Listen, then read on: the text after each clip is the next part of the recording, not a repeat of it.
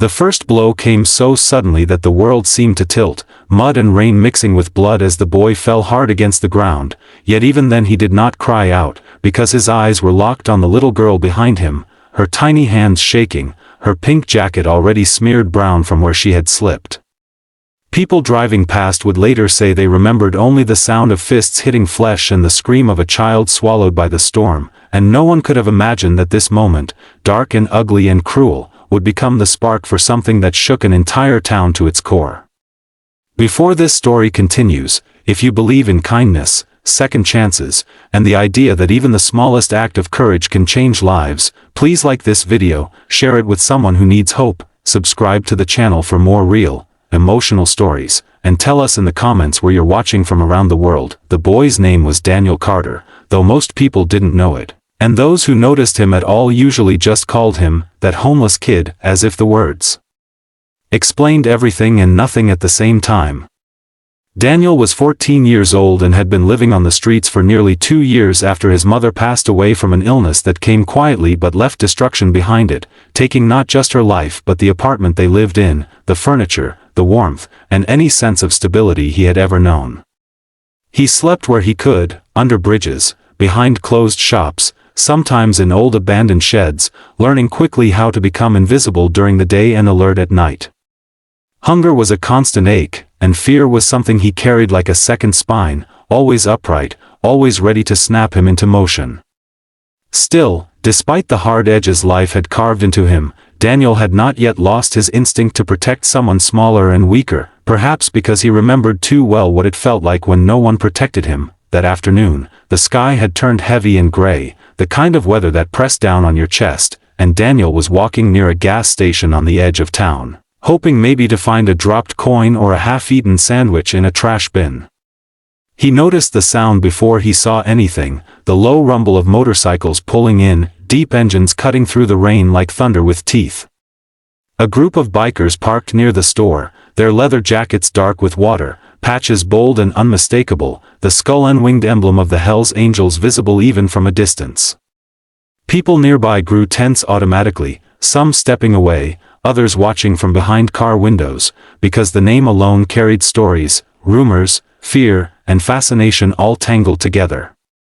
With them was a little girl, no older than 6, her helmet too big for her head, her boots splashing happily in puddles as she hopped and skipped, unaware of the weight her father's reputation carried in this town. What happened next unraveled fast and messy, like a nightmare you don't have time to wake up from. The girl slipped on the wet pavement and fell near the muddy edge of the lot, her cry sharp and sudden, and as her father turned, 2 local teenagers, known around the area for causing trouble and feeding off cruelty like it was entertainment, rushed toward her. Maybe it was bravado, maybe stupidity, maybe they thought the bikers were too busy inside the store to notice, but they laughed and shouted, mocking her, one of them yanking at her jacket while the other shoved her closer to the mud. Daniel was already moving before he had time to think it through, his body reacting faster than his fear, planting himself between them and the girl, arms stretched wide, heart pounding so loud he could hear it in his ears. The boys turned their anger on him instantly, fists flying, boots slamming into his ribs and back, knocking him into the mud where cold water seeped into his clothes. Daniel curled over the girl, shielding her with his body as much as he could, mud splashing across his face, the taste of blood sharp and metallic on his tongue. Every hit burned, every breath hurt, but the thought that kept him there, refusing to move, was simple and stubborn, that no one had stood in front of him when he needed it most, and he would not let that happen to her. People watched, frozen, some pulling out phones, others turning away, and the rain kept falling, making everything slick and unreal. When the bikers came running, the world seemed to pause, the air thick with something electric and dangerous. The attackers scattered the moment they realized who the girl's father was, fear wiping the laughter from their faces as they fled into the rain. The bikers surrounded the scene, engines still rumbling in the background, and for a long moment everyone expected rage, violence, retaliation, because that was the story people told about men like these. Instead, something else happened, something quieter and far more shocking.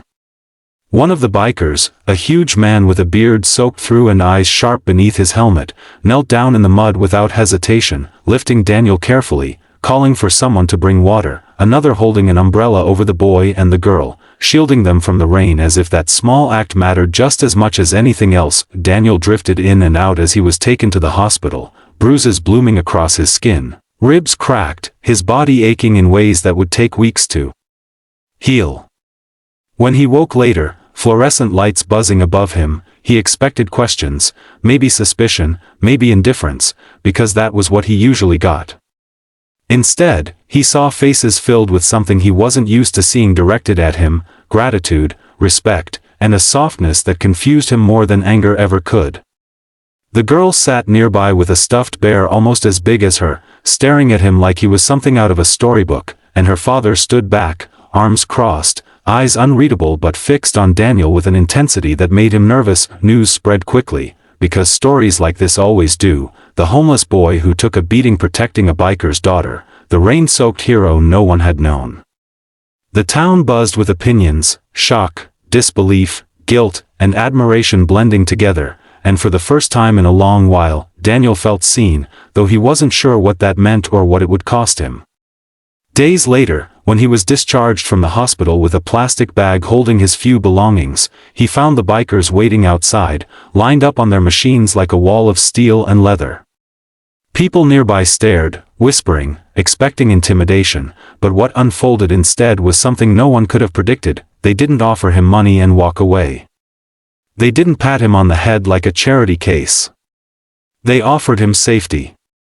The leader of their local chapter, a man named Robert Crow Hayes, made it clear through actions more than words that Daniel was under their protection now. They arranged medical follow-ups, brought him food, clean clothes, and a place to stay temporarily, a small room above a garage owned by one of the members, warm and dry, with a real bed that didn't smell like mold or fear. Crow had connections too, with people who ran outreach programs, trade schools, and foster networks that actually worked, and doors began to open that Daniel didn't even know existed. What shocked the town most wasn't that the Hells Angels stepped in with force, but that they stepped in with consistency, checking on Daniel, making sure he attended his appointments, encouraging him to finish school through an alternative program, teaching him discipline not through fear but through structure and expectation. Daniel learned basic mechanics in the garage, his hands finally busy with something other than survival, grease under his nails replacing dirt, pride slowly taking root where shame used to live. He learned that the world was not split cleanly into good people and bad people, but into those who chose to act when it mattered and those who looked away. Months passed, and Daniel's body healed faster than his trust, but it did heal, piece by piece.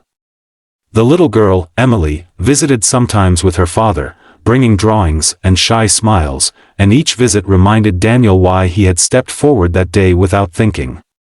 The town's attitude shifted too, as people who had crossed the street to avoid both the bikers and the homeless boy now nodded, waved, sometimes stopped to talk, their assumptions quietly dismantled by reality.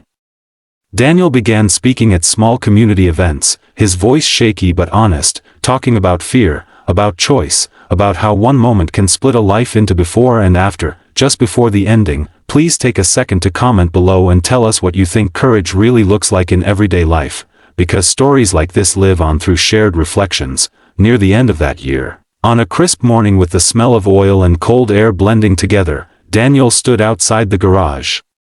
Taller, steadier, no longer invisible. He knew his life wouldn't be perfect, that scars didn't vanish and the past didn't erase itself, but he also knew he wasn't alone anymore, and that knowledge was powerful.